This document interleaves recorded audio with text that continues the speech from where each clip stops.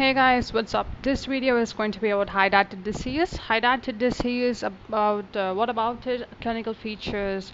We see some lab diagnosis, treatment as usual. So let's get started. So Hydatid disease, this is the basic cyst in the Hydatid disease. Not very lovely to see actually.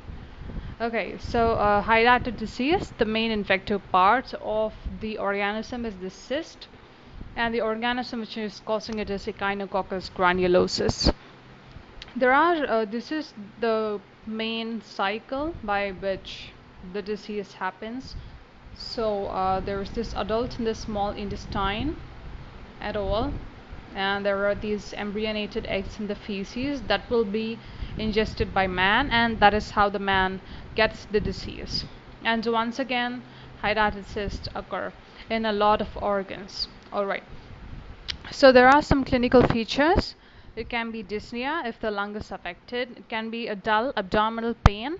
It's mainly because of stretching of the capsule, or there can be a mass which is seen as well, such as in the liver, just overlying the liver in the right hypochondrium. Sometimes there is obstructive jaundice as well. So these are the features. Sometimes there will be accidentally the cyst will rupture, which causes anaphylactic shock. It is mainly seen in a sheep farmer because they are the ones who are very commonly infected with this disease. And there are three groups of people: active infection, transition infection, and inactive. So there are these three group of people.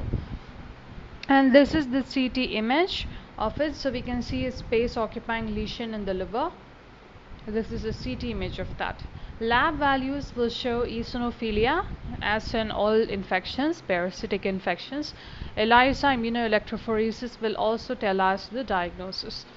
Treatment, medical treatment is mainly by albendazole and praziquantel. That itself is usually sufficient, but sometimes we need minimal access therapy, that is PAIR, which is puncture, aspiration, injection, inspection, injection, and reaspiration.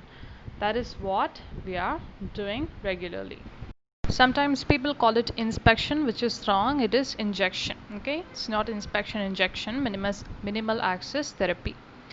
And surgery can also be done. The peripheral lesion that is in the border, in one of the borders of the liver, if it is there, we can remove the cyst by pericystectomy along with the surrounding omentum, so omentoplasty. And also the hepatic segment can be removed, called hepatic segmentectomy. Scolicidal agents, meaning those agents which is going to kill the scolex of the worm, can also be used while doing the surgery. It includes 15 to 20% saline, 1% povidone iodine, 75 to 95% ethyl alcohol. Laparoscopically, marsupialization procedure can be done. Basically means de-roofing, meaning we remove the roof of the cyst, basically puncturing it and emptying it completely. Cystopericystectomy is done, meaning removal of the entire cyst along with the pericyst. Moving on to the pulmonary hydatid cyst, there are these clinical features such as cough, fever, expectoration, chest pain, hemoptysis. These are all the things we saw. It is mainly going to involve the right lung and the lower lobes of the right lung. As seen here, this is the right lung. The lower lobe of the right lung is involved. This is an example of a X-ray image. It is an example of a meniscus sign or a crescent sign. It basically means that there is a gap in between the cyst and the pericyst.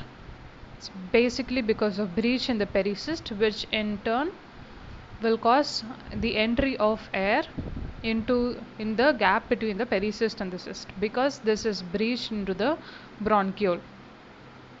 That was an X-ray image. This is a CT image. It shows water lily sign. So this is the water lily sign. It is mainly because of the ruptured cyst. Pleural effusion is also seen after the rupture. This is also an example of a water lily sign. The pleural effusion which is seen after the rupture of the cyst.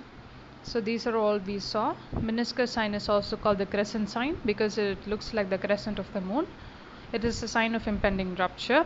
CT images also seen. Moving on to the treatment.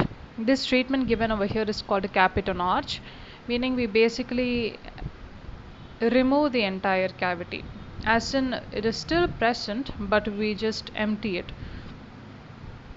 So surgery, that is cystotomy, meaning opening up of the cyst and drainage, capitonage, pericystectomy, segmentectomy, meaning the entire lung segment can be removed, pneumonectomy, if it is a very extensive pulmonary hydatid disease, the entire lung is also removed.